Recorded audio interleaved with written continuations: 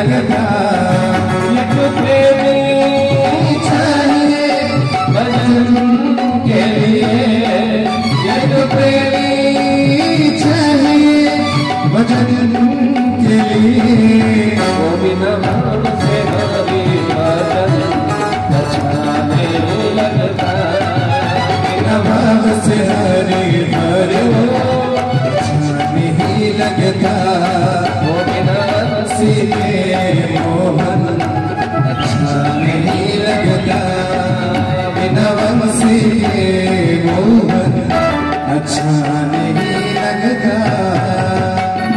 कोई एक प्रेमी चाहिए भजन के लिए, कोई एक प्रेमी चाहिए भजन के लिए। वो बिना भाव से हरि भजन अच्छा नहीं लगता। बिना भाव प्रभु को भजन बिल्कुल भल लगे ना। आपण मैंने भावरे भावरे हाथ टेकिले अनुष्ठान मंगल बोल आनंद हरि बोल। और माँ मैंने तो आज संकल्प नहीं आसते आम जीव सत कि हुड़हुड़ी बिल्कुल आउ जो मान लो शिव बसती जोगेश्वर आउ से शब उठला बेले कौटी हम ना हुड़हुड़ी पड़ो ना। आउ माँ मैंने हुड़हुड़ी कौटी सृष्टि है जानते नारी मैंने कहीं जीव गला जीव गले हुड़हुड़ी दिखते मन रखा। दिने जगत जननी माँ काली सब मान संसार परिभ्रमण करने को जाता। देवदेव महादेव बारंबार अटका को स्वामी चाहिए स्त्रीटा राति अधरे परिभ्रमण पुणी मशाणी कर बारंबार जो काली को अटकैले केतबले काली माँ शिव पाद पड़गला तो केतबले माँ जीवा रास्ता शिव साजिले बाधक। यही समय काली विचार मूल मारे जीव सरी देवों संगे कृपा बारंबार विश्वनाथ अटकाउं। से माँ काली कौन कले माँ मुख विस्तार कले आ शिव को माँ लो गर्भरे रखिदे कहले प्रभु आप था बारंबार बाधक होती ना। शिव रही माँ काली गर्भरे ध्यान दे शुण जिते शिव कहले माँ मंगलमय अमृत पीछे जगतर कल्याण करते से होती देव जे विश्व भी जगतर कल्याण करते से होते महादेव। बोल आनंद हरि हरि बोल। ये तो जगतर कल्याण कला मंगलमय होती शिव शिव कहले मंगलमय। शिव जिते माँ गर्भरे रहिले देवता मान समस्त स्तुति कले कहीं शिव को बिना मंगल केमिति हम माँ जगत जननी माँ को प्रार्थना कले। माँ रोटे ना हूँ करुणामयी ध्यान दे शुणु आ करुणामयी कल्याण कला कंसर बंदीशाले कंसर बंदीशाले माँ 6टी पुत्र को कंस बाड़े मारी मारी ना।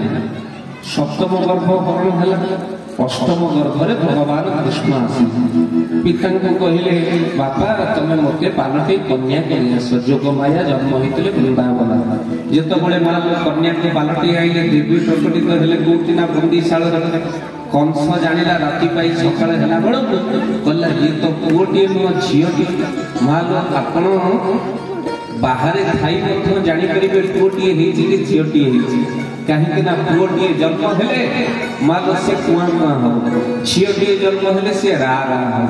तो आज जो कंस शुणिला ये तो कुआ कुआ ये तो रा रा ये कन्या कौटू आसी माँ भद्र को गला बेलू माँ जोगमाया प्रकटित होती कंस कहला रखी कहीं ये आग को दंड भोगे कहीं माँ कन्या को धरला जाना कन्या हेले माँ लो बाड़े को लगे आमती बाड़ूला कंस मुंड को धरी गोड़ को ना गोड़ को धरी मुंड को माँ केमी बाड़ूला आगे केमी बाड़ूला माँ लो पाद को धरी मुंड को पिटी माँ जोगमाया से चाहिए कंसर खेल को समाप्त कर किंतु माँ गोटे ना हूँ कल्याण कला वाला क्षमा कला वाला चंडी कहुई जा देवी सर्वभूतेषु क्षमा रूपेण संस्थिता से क्षमा कला वाला विचार कला अरे कंस सीना मत बाड़े मारे हेले ଧରିଛି ତ ମୋ ପାଦକୁ ନା, ଯିଏ ପାଦକୁ ଧରିଛି ମାର ତାକୁ ମା କେମିତି ମାରିବ? ମା କହିଲା ସିନା ମତେ ମାରିବାକୁ ନଉଛି, ହେଲେ ଧରିଛି ତ ମୋ ପାଦକୁ, ଯିଏ ମୋ ପାଦକୁ ଧରେ ତାକୁ ମୁଁ ବିନାଶ କେମିତି କରିବି?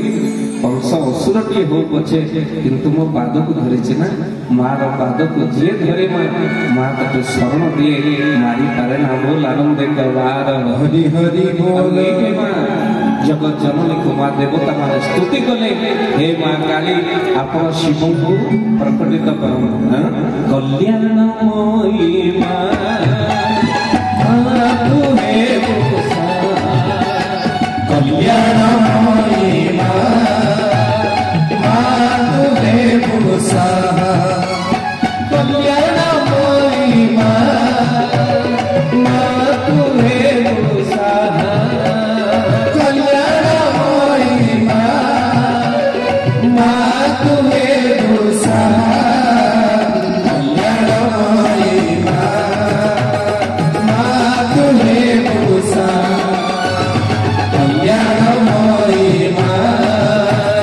ମା ତୁ ହେ ଭୂଷା, କଲ୍ୟାଣମୟୀ ମା ତୁ ହେ ଭୂଷା, କଲ୍ୟାଣମୟୀ ମା ତୁ ହେ ଭୂଷା, କଲ୍ୟାଣମୟୀ ମା ତୁ ହେ ଭୂଷା, कल्याणमयी मां तू हे भूषा। बोलिए जगत जननी माता की मां। देवता माने जेतबळे स्तुति करिबाकु लागिले, मां जगत जननी मां काली मुख विस्तार करी मां लहझुला जिभको हलैबाकु लागिले। आ जिभको हलैला बेलकु तळ मुखा होई मां शिव गर्भरे थे प्रकटित हेले। मां जिभ हलै मां शिव प्रकटित हेतिबा हेतु मां जगत जननी मां जिभ हलै शिवको प्रकटित करितिबा शिव कहिले मंगलमय। आ मां जीभ हलैले मंगल प्रकटित हेबा हेतु मां मानक पाखरे जीभ हला रहिला। आ मां माने जीभ हलैले मंगल प्रकटित होंती। बोल आनंद कार हरि हरि बोल। सेतिपाई मां जीभ हलैबा हुलहुली रूपरे रहिला। जोकि हरि बोल पड़िबो सेति मां हुलहुली टिके पड़िबो। नइले मां शुभ कार्य रे हुलहुली देले लाभ कोन हुए? मां लाभ या घरे शुभ कार्य हुए। नइले पुओ काहे नै पळै आसीबो, झियो काहे नै पळैबो, आ बेदी बंधा हो जे तू हुलहुली दउथिबो। बोल आनंद कार हरि हरि बोल। प्रभुको कार्य रे हुलहुली दबा दरकार। आज सुतीक्षण को गुरुदेव बाहर कर देले मालो अगस्त करे जा आश्रम को केबे हेले आलवार को मारिबो नहीं जेबे तुम प्रभु को न पाई। सुतीक्षण कहले प्रभु जगत भीतर को जाने आपण होचंते मोर मां, आपण होचंते मोर बापा। आ बापा को सुतीक्षण को जीवन में के केबे जाने अनुभव करे। गुरु होचंते सब किछि। आज गुरु जदि होचंते आश्रम बाहर जाए तो गुरु का निर्देश निश्चित भावना पालन करें। आपण को छाड़ी बंची केमिति से कथा कि सुतीक्षण भावुछि जे तुम जाउछि से नदी में पुणी बुड़ीबे, पुणी थे प्रभु को खोजेबे। आ निश्चित भावना को मन करुछि ठाकुर दया करेंगे पुणी प्रभु को पाई आपको पाक फेरी आसबि। कहीं आपण बिना मु के बंची पारि। गुरुदेव आपण होचंते मोर मां, आपण होचंते मोर बापा, आपण होचंते मोर गुरु। ये सुतीक्षण आपण छड़ा किछि जाने ना जाउछि। भक्त बंधु आज देखंतु मां प्रभु को दरबार भितरे आज सुतीक्षण काठे दार लुकुड़ी पक लागिला। सतरे कोन प्रभु को मिलिबो, सतरे कोन गुरु को पाक मु फेरी परीक्षा जी तुमको भल पाए तारी जीवन में कष्ट दुख भरी दियो ठाकुर। ये कथा गुरु कहते मुझे जानी ये आपंकर परीक्षा परीक्षा निश्चित उत्तीर्ण हेबे। आश्रम बाकी कले सुतीक्षण हेले बारंबार बोलिकी पछकु अनुता काले गुरुदेव पूरी थरे डाके अरे सुतीक्षण तुम्हें जाओ ना काले डाके पछकु अनुता आमे भी मां ଘରେ ବେଳେ ବେଳେ ଅଭିମାନ କରି ଘରୁ ବାହାରୁ କିନ୍ତୁ ମନ ଭିତରେ ଥବ କେହି ଆମକୁ ଅଟକାନ୍ତେନି। ସତରେ ସମସ୍ତେ ଭୁଲି ଯାଉଛନ୍ତି ନା ଆଉ ଭଗବାନ ଆମେ ବେଳେ ବେଳେ ମାନ କରୁ ଅଭିମାନ କରୁ ଆଉ ଚାହୁ ଏଇଥିପାଇଁ ଆମକୁ କିଏ ଟିକେ ମନାନ୍ତା ନା ଆମକୁ କିଏ ଟିକେ ସ୍ନେହ ଆଦରରେ ପୁଣି କୋଳେଇ ଦିଅନ୍ତା। ହେଲେ ବେଳେ ବେଳେ ମଣିଷର ଅଭିମାନରେ ରହିଯାଏ ଆଉ ଏ ଅଭିମାନ ଟିକେ ଅଭିମାନରେ ରହିଯାଏ କାହିଁକି ନା ମଣିଷ ଜିଦରେ ଅଟଳ ଆଉ ମଣିଷ ଜିଦ ଆଗରେ ସବୁ କିଛି ସ୍ନେହ ମମତା ଭଲ ପାଇବା ସବୁ କିଛି ଆର ମାନିଯାଏ। ଆଉ ଏ ସଜ୍ଜନ କାହିଁକି ଏ କଥା କହୁଛି ଗୁରୁଦେବ ଆଜି ନିଜ ଜିଦରେ ଅଟଳ ରହିଲେ ଜମା ବି ତୁମକୁ ଡାକିବିନି ସୁଶିକ୍ଷଣ ତତେ ଜମା ବି ଡାକିବିନି ମୋ ପ୍ରଭୁ। ହେଲେ ଶିଷ୍ୟ ଏତେ ଦିନ ରହିଲା ପରେ ଆଶ୍ରମ ଛାଡି ଯାଉଛି ଗୁରୁଙ୍କର ଛାତି ଫାଟି ଯିବନି।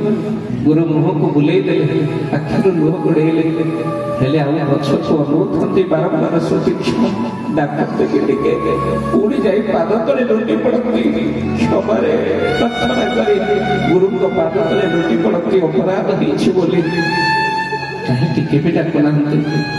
ଯଦି ଏ ଗୁରୁଙ୍କର ସଂକଳ୍ପ ବଚନ ଠାକୁରଙ୍କୁ ନ ପାଇବା ପର୍ଯ୍ୟନ୍ତ ଶାଳଗ୍ରାମ ନ ମିଳିବା ପର୍ଯ୍ୟନ୍ତ ଆଶ୍ରମର ଦ୍ୱାରକୁ ମାଡ଼ିବୁନି ମୁଁ ଭାଉ କାହିଁକି ଆମେ ରହିବି। ଯାଉଛି ଗୁରୁଦେବ ଯାହା ଅପରାଧ କ୍ଷମା କରିବେ।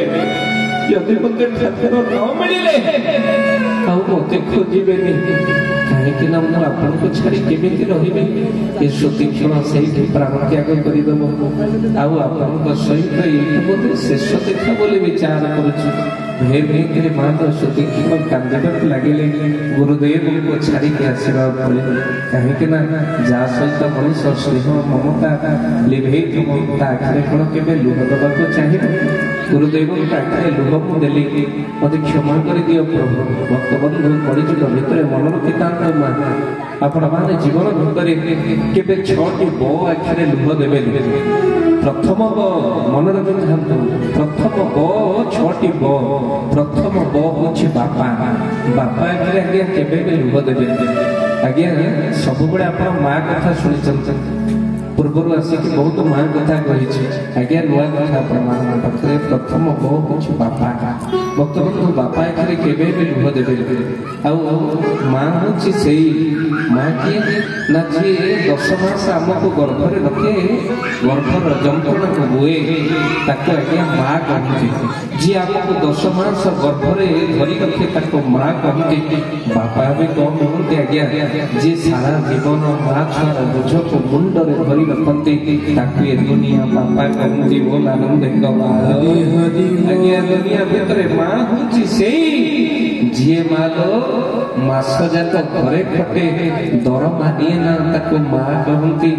ବାପା ବି କଣ କୁହନ୍ତି ଆଜ୍ଞା ପର ପାଖରେ ସାରା ଜୀବନ ଖଟନ୍ତି ଦରମା ଯାହା ପାଆନ୍ତି ତାକୁ ଘରେ ଦିଅନ୍ତି ଦୁନିଆ ତାକୁ ବାପା କହନ୍ତି। ବୋଲ ଆନନ୍ଦ ସଜ୍ଜନ ସମୟ ଆସେ ଆମେ ପିଲାବେଳେ କହୁ ମୋ ବାପା ଠାରୁ କେହି ଭଲ ବାପା ନାହାନ୍ତି। ବୟସ ବଢିଯାଏ ବ୍ୟବହାରର ପରିବର୍ତ୍ତନ ହେଇଯାଏ ଆମେ କହୁ ବାପା ଖାଲି ଚିଡଚିଡି ହଉଛନ୍ତି। ବୟସ ବଢିଯାଏ ବିବାହ ପରେ ବାପା ଭାରି ଅଡୁଆ ହୁଅନ୍ତି ବାପା ଇହଲୀଳା ସମ୍ବରଣ କରନ୍ତି। ଆଉ ଆମେ ଶେଷକୁ ଗୋଟିଏ କଥା କହୁ ବାପା ଭାରି ଆଜି ମନ ପଡୁଛନ୍ତି ସେତେବେଳକୁ ଆଜ୍ଞା ବାପା ନଥାନ୍ତି। ତେଣୁ ଜୀବନ ଭିତରେ ମଣିଷ କେବେ ବାପା ଆଖିରେ ଲୁହ ଦେବା କଥା ନୁହେଁ। ଆଉ ତାପରେ ହଉଛି ମା ଦ୍ୱିତୀୟ ବ ହଉଛି ବୋଉ। ଆଜ୍ଞା ବୋଉ ଆଖିରେ କେବେ ବି ଲୁହ ଦେବେନି। ଆଜ୍ଞା କାହିଁକି କଥା କହୁଛି କିଛି ଦିନ ହବ ଗୋଟିଏ ପ୍ରବଚନକୁ ମୁଁ ଯାଇଥାଏ ଆଜ୍ଞା ଜଣେ ବୟସ୍କ 75 ବର୍ଷର ଜଣେ ମା ସବୁ କିଛି ବୋଲି ଭାବୁଛନ୍ତି ମା ସମୟ ଆସେ ପ୍ରମାଣ କରିଦିଏ ମା ଆଜିକାଲି ଜୀବନ ଭିତରେ ସବୁ ଫଳ ପାଚିଗଲା ପରେ ମିଠା ହେଲେ ମଣିଷ ଫଳଟା ପାଚିଗଲା ପରେ ଭାରି ପିତା ଭାରି କଟା ଭାରି କଷା ହେଇଯାଏ। ତେଣୁ ପିତା ଫଳ ପୂର୍ବରୁ ଆଜି ରଘୁନାଥଙ୍କ ପାଖରେ ଆମେ ପ୍ରାର୍ଥନା କରିବା। କାଲି ମାଙ୍କ ମହାସୁଯୋଗ ଆମମାନଙ୍କ ପାଇଁ ପ୍ରଭୁ ରାମଲାଲାଙ୍କର ମନ୍ଦିର ପ୍ରତିଷ୍ଠା ଉତ୍ସବରେ କାଲି ଦୀପ ଲଗେଇ ଆମେ ଘରେ ଠାକୁର ରାମଙ୍କୁ ସଜେଇ ପ୍ରଭୁଙ୍କ ପାଖରେ ଟିକେ ପ୍ରାର୍ଥନା କରିବା। ଆଜି ସେ ପ୍ରାର୍ଥନା ହଉ ଆଉ ସେ ପ୍ରାର୍ଥନାରେ ଡାକିବା ଘର ଦିଅ ସଂସାର ଦିଅ ଟଙ୍କା ଦିଅ ନାଇଁ ମା ହାତ ଗୋଡ ଚଳଥାଉ ଥାଉ ଟିକେ ନେଇଯିବ ବିଛଣାରେ ପକେଇବୁନି ଠାକୁର କାହିଁକି ନା ହାତ ଗୋଡ ଚଳୁଥିବା ଯାଇ ସମସ୍ତେ ନିଜର ହାତ ଗୋଡ ହେଇଗଲା ପରେ କିଏ କାହାର କାହା ଉପରେ ବୋଝ ପୂର୍ବରୁ ହେ ରଘୁନାଥ ମୋତେ ଟିକେ ନେଇଯିବୁ। ସବୁ ଫଳ ପାଚିଗଲା ପରେ ମିଠା, ହେଲେ ମଣିଷ ଫଳଟା ପାଚିଗଲା ପରେ ଭାରି ପିତା ଭାରି କଷା ହେଇଯାଏ। ବୋଝ କରି ରଖିବୁନି ଆଉ କିଏ ମୋ ପାଇଁ କଷ୍ଟ ପାଉ, ଏ କଥା କେବେ କରିବୁନି ପ୍ରଭୁ। ଯୋଉଦିନ ହାତ ଗୋଡ଼ ବନ୍ଦ ହେଇଯିବ ସେଇଦିନ ନେଇଯିବୁ, ବିଛଣାରେ ପକେଇ ଗୋମୂତ୍ରରେ ଘାଣ୍ଟିବୁନି। ଆଉ ଭକ୍ତବନ୍ଧୁ ଆଜି ସମସ୍ତେ ଆମେ ଟିକେ ହାତ ଯୋଡ଼ି ଠାକୁରଙ୍କୁ ମାଗିବା, ଆଉ ମାଗିବାଟା ଏଇଆ ଦେହ ଆଗରୁ ଟିକେ ନେଇଯିବୁ ପ୍ରଭୁ। କାହିଁକି ଏ କଥା କହୁଛୁ? ସେଦିନ ବୁଢ଼ୀ ଆଖିରେ ଧାର ଧାର ଲୁହ ବୋହି ପଡ଼ିଲା। କଣ ଜୀବନରେ ମା ମିଳିବ? ଆଉ ଭକ୍ତବନ୍ଧୁ ଯୋଉମାନେ ଝିଅକୁ ବୋଝ ବୋଲି ଭାବୁଛନ୍ତି, ମା ଝିଅ ବୋଝ ନୁହେଁ, ଆମ ଘରର ଲକ୍ଷ୍ମୀ। ଆଉ ଭକ୍ତବନ୍ଧୁ ପୁଅ ଜନ୍ମ ହେଲେ ଆମେ କହୁନେ ନାରାୟଣ, ଝିଅ ଜନ୍ମ ହେଲେ କହୁ ଲକ୍ଷ୍ମୀ। ଆଉ ଦୁନିଆଟା ଏଭଳି ହେଇଛି, ଆମକୁ ଛାଇ ଦରକାର, ଆମେ ଗଛ ଲଗାଉନା। ଆମକୁ ମା କ୍ଷୀର ଦରକାର, ଆମେ ଗାଈ ରଖୁନା, କୁକୁର ରଖିବାରେ ବ୍ୟସ୍ତ। ଆଉ ଆମକୁ ସମସ୍ତଙ୍କୁ ଭଲ ବୋହୂ ଦରକାର, ହେଲେ ଝିଅ ଜନ୍ମ କରୁନା। ଭଗବାନ ବି ସମସ୍ତଙ୍କ ଘରେ ମା ଝିଅ ଦିଅନ୍ତିନି, ଝିଅ ତାରି ଘରେ ଦିଅନ୍ତି ଯୋଉ ବାପା ମାଙ୍କର ବିଶାଳ ହୃଦୟ ଦେଖନ୍ତି। ଝିଅକୁ ବଡ଼ କରି ପର ହସ୍ତରେ ଟେକି ଦେବାର ଧୈର୍ଯ୍ୟ ଯୋଉ ବାପା ମା ଭିତରେ ଦିଅନ୍ତି, ଭଗବାନ ତାକୁ ଝିଅ ଯାଚିକି ଦିଅନ୍ତି। ଆମ ଝିଅ ପାଇଁ ଗୋଟେ କରତାଳି ବଜାନ୍ତ, ଆମ ଘରେ ଲକ୍ଷ୍ମୀ ଜନ୍ମ ହୋଇଛି। ଆଉ ଭକ୍ତବନ୍ଧୁ କାହିଁକି କଥା କହୁଛି? ଆଜି ମା ଦେଖନ୍ତୁ ପୁଅ ଜନ୍ମ କରି ଆଜି ବି ମା କାନ୍ଦୁଛି। ସେତେବେଳେ ବି ଗୋଟିଏ ମା କାନ୍ଦୁଥିଲା ଯେତେବେଳେ ତା ପୁଅ ଖାଉନଥିଲା। ଆଜି ବି ଗୋଟିଏ ମା କାନ୍ଦୁଛି ଯେତେବେଳେ ତା ପୁଅ ତାକୁ ଖାଇବାକୁ ଦଉନି। ସମୟ କଣ ହେଇଗଲା ମା, ଦିନେ ଅଭାବ ଥିଲା ହେଲେ ଆମ ଘରେ ଖୁସି ଥିଲା, ଅଭାବ ଭିତରେ ଆମ ଘରେ ଖୁସି ଥିଲା, ଏବେ ଖୁସିର ଅଭାବ ହେଇଛି। ସମୟ ଥିଲା ଆମ ଘରେ 500 ଅଟା ନଥିଲା, ହେଲେ 5 ଭାଇ ଆମେ ଏକାଠି ବସି ଖାଇପାରୁଥିଲେ। ଏବେ କିନ୍ତୁ 5 କିଲୋ ଅଟା ଆମ ଘରେ ଥୁଆ ହେଇଛି, ହେଲେ 5 ଭାଇଙ୍କ ମନ ଏକାଠି ନାହିଁ। ସମୟ ଥିଲା ଯୋଉ ସମୟ ଭିତରେ ଆମମାନଙ୍କ ଘରେ ଘଣ୍ଟା ନଥିଲା, କିନ୍ତୁ ଆମ ଘରେ ଆମ ପାଖରେ ସମୟ ଥିଲା। ଏବେ କାନ୍ଥରେ ଘଣ୍ଟା, ହାତରେ ଘଣ୍ଟା, ମୋବାଇଲରେ ଘଣ୍ଟା, ହେଲେ କାହା ପାଖରେ ଅଧଘଣ୍ଟିଏ ସମୟ ନାହିଁ। ବସିଲା ବେଳକୁ ଉଠିବାକୁ ଇଚ୍ଛା ହେଲା। ସମୟର ପରିବର୍ତ୍ତନ। ସେତେବେଳେ ଆମ ଛୁଆ କୋଳି ଗୋଟେଇ ଖାଉଥିଲେ, କାଛୁ କୁଟିଆ ହେଉଥିଲା। ଏବେ କିନ୍ତୁ ଘରେ ଘରେ କ୍ୟାନ୍ସର ହେଲାଣି, କିନ୍ତୁ ଆମ ଛୁଆ କୋଳି ଗୋଟେଇ ଖାଉନାହାନ୍ତି। ସମୟ ଥିଲା ମା ଯୋଉ ସମୟ ଭିତରେ ଆୟୋଡିନ ଲୁଣ ନଥିଲା, କିନ୍ତୁ ଥାଇରଏଡ ନଥିଲା। କିନ୍ତୁ ଏବେ ଘରେ ଘରେ ଆୟୋଡିନ ଲୁଣ, ହେଲେ ଥାଇରଏଡ ଘରେ ଘରେ। ମା ଆମ ଘରେ ସମସ୍ତେ ଜାଣିଛନ୍ତି ଆଗରୁ ଭଲ ଥିଲା ସମୟ, ଯେତେବେଳେ ଉଙ୍କୁଣି ଥିଲା ଆଉ ଚୁଟି ବି ଥିଲା। ଏବେ କାହା ମୁଣ୍ଡରେ ଆଉ ଉଙ୍କୁଣି ନାହିଁ, କିନ୍ତୁ ସମସ୍ତଙ୍କର ଗୋଟିଏ ସମସ୍ୟା, ଏଇଟା ଖାଲି ଝଡୁଛି। ଏଭଳି ଭାବରେ ପରିବର୍ତ୍ତନ ହେଇଛି ଭକ୍ତବନ୍ଧୁ। କାହିଁକି ଏ କଥା କହୁଛି? ପ୍ରଥମ ବ ହଉଛି ବାପା, ଦ୍ୱିତୀୟ ବ ହଉଛି ବୋଉ, ତୃତୀୟ ବ ହଉଛି ବ୍ରାହ୍ମଣ, ଚତୁର୍ଥ ବ ହଉଛି ବାବାଜୀ, ପଞ୍ଚମ ବ ହଉଛି ବୈଷ୍ଣବ, ଷଷ୍ଠ ବ ହଉଛି ବିଧବା। ଏ 6ଟି ବ ଆଖିରେ କେବେ ବି ଲୁହ ଦିଅନ୍ତୁନି। ଆଉ ଭକ୍ତବନ୍ଧୁ କାହିଁକି କଥା ଆପଣମାନଙ୍କୁ କହୁଛି? ବାପା ମା ଆଖିରେ ଆଜ୍ଞା ଆପଣମାନଙ୍କର ଲୁହ ଦେବେନି। ଜୀବନ ଭିତରେ ଯଦି କେହି ଆପଣମାନଙ୍କୁ ପଚାରେ ଦୁନିଆର ସବୁଠୁ ଗୋଟିଏ କପଡ଼ା ବଡ଼ ବୋଲି କୁହାଯାଏ, ସେ କପଡ଼ାର ନାଁ କଣ? ଆପଣ କହିବେ ଶ୍ରୀପନ୍ଥୀର ନେତ। ଯଦି କେହି ପଚାରେ ତାଠୁ ବଡ଼, ଆପଣ କହିବେ ମୋ ମାର ପଣତ। ଭକ୍ତବନ୍ଧୁ ଜୀବନରେ ସବୁଠୁ ବଡ଼ ଯଦି କେହି ପଚାରେ ବଡ଼ ଠାକୁର କିଏ, ଆପଣ କହିବେ ଜଗନ୍ନାଥ।